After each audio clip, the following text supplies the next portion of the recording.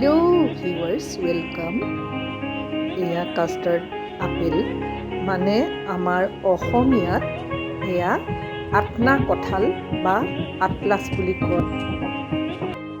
এয়া দেখিছে আমাৰ অসমৰ থলুৱা মাছ। এই মাছবিধৰ নাম হ'ল বটিয়া মাছ। আপোনালোকে চিনি পায়নে নাপায়? চটিয়ানা মাছ বুলিও কয় কিছুমানে দেই। দেখিবলৈ বৰ সুন্দৰ। লগতে এয়া ঢোলবাৰী মাছ এডাল দুডালো আছে। গাত দেখিছে একদম স্পট আছে ধুনীয়া ধুনীয়া। এতিয়া মই গোটেই মাছখিনি মূৰটো এনেকৈ কাটি কাটি লৈছোঁ। অকল মূৰটো কাটি কাটি দিলেই হ'ব, পেটু চেটু একো পেলাব নালাগে, খালি মূৰটো কাটি দিলেই হ'ল। এনেকৈ চাওকচোন, দেখিছে এনেকৈ খালি মূৰটো কাটি দিব, একো অসুবিধা নাই এই মাছটো বাছাত। একেবাৰে চিধাই মূৰটো কাটি ভালকৈ খুব ভালকৈ ধুব লাগিব। এই বটিয়া মাছৰ তৰকাৰীখন বনাবলৈ হ'লে ডাঙৰ ডাঙৰ দুটা পিঁয়াজ, অলপমান গোটা জিৰা, কেইটামান কেঁচা জলকীয়াৰ প্ৰয়োজন। আপোনালোকে ইচ্ছা কৰিলে কেঁচা জলকীয়াখিনি বটি দিবও পাৰে। এয়া পিঁয়াজ তেলত দি দিলোঁ। গেছটো হাই ফ্লেমত ৰাখিব। এয়া জিৰা বটি পেলাই দি দিছোঁ মই। শুকান জিৰা গুড়ি দিলেও হ'ব। এতিয়া লগে লগে এই মাছখিনি দি দিছোঁ।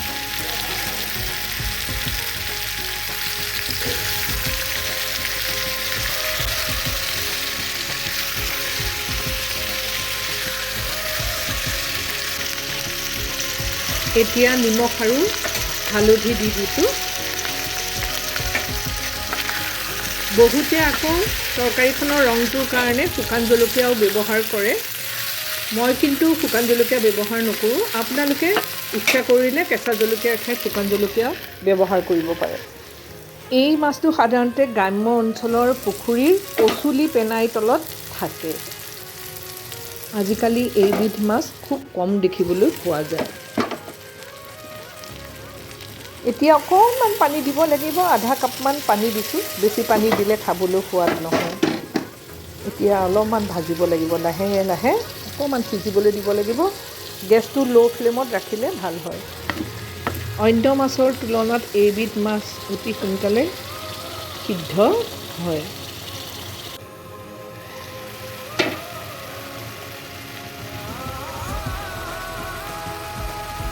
মাছখিনি লাহে লাহে সিজি আহিছে। বেছিকৈ ইলুটি শিলুটি কৰি থাকিলে মাছবিলাক ভাঙি যাব পাৰে, মাছৰ গোটা গুটিটো নাথাকে। এয়া চাওকচোন ছাইডটোত কেনেকৈ তেল এৰি দিছে। এয়া এতিয়া হৈয়ে গ'ল মোৰ মাছ। এতিয়া পৰিৱেশন কৰিবৰ বাবে নমাই দিলোঁ। চাওকচোন কেনেকুৱা লাগিছে দেখি।